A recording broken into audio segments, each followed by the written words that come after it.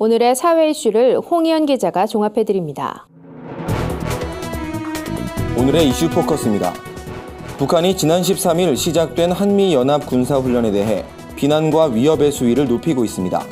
북한 관영 매체인 조선중앙통신은 위제와 남조선 괴뢰들의 북침 핵전쟁 연습 소동이 본격적인 단계에 들어서고 있다며 우리를 선제 타격하려는 기도가 실제적 행동으로 번지고 있다고 주장했습니다. 이들은 또 항공모함을 비롯한 미제의 전략 자산은 우리 군대의 조준경 안에 들어있다며 우리의 자주권을 조금이라도 건드린다면 정밀 타격이 무자비하게 가해질 것이라고 위협하기도 했습니다. 한편 한미연합사령부는 오는 24일까지 키리졸브 훈련을 진행하며 내달 말까진 독수리 훈련을 함께 병행할 계획입니다. 사드 배치에 따른 중국의 보복 조치로 관광 수요가 위축되자 국내 항공사들이 중국 노선 운항을 일시적으로 줄이기로 했습니다.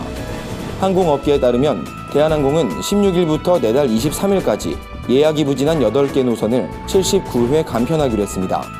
아시아나항공은 내달 30일까지 중국 12개 노선 운항을 총 90회 줄일 계획입니다.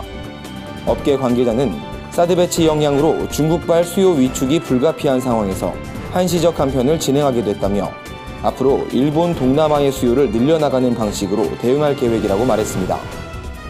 울산광역시 공공도서관이 위안부 문제를 다룬 소설을 올해의 책으로 선정했다 돌연 취소하는 일이 벌어졌습니다. 고등학생 부문 올해의 책으로 선정된 김은진 작가의 장편소설 푸른 늑대의 파수꾼을 취소하고 다른 책을 선정한 겁니다. 도서관 측은 최초 선정한 책엔 학생들이 보기에 다소 폭력적인 표현이 있어 바꾼 것이라고 해명하며 위안부 문제가 쟁점인 상황에서 관련 도서를 선정하는 것이 부담인 것도 사실이라고 말했습니다. 이 같은 사실이 알려지자 일부 시민단체와 선정위원들은 해당 도서관을 비판하고 나섰습니다. 한 선정위원은 위안부 문제를 시국에 따라 판단하는 것 자체를 이해할 수 없다고 지적했습니다.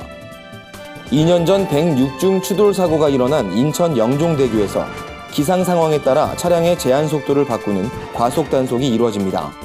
인천지방경찰청은 이달 27일부터 총 5단계의 과속 단속을 할 것이라고 밝혔습니다.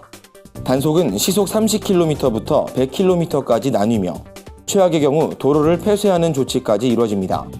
이를 위해 경찰청은 영종대교에 과속단속 카메라 16대를 설치했습니다. 한편 국내 최다 추돌로 기록된 영종대교 사고는 안개 부주의 등으로 인해 발생했으며 이 사고로 3명이 숨지고 129명이 다쳤습니다. 구티비 뉴스 홍우현입니다.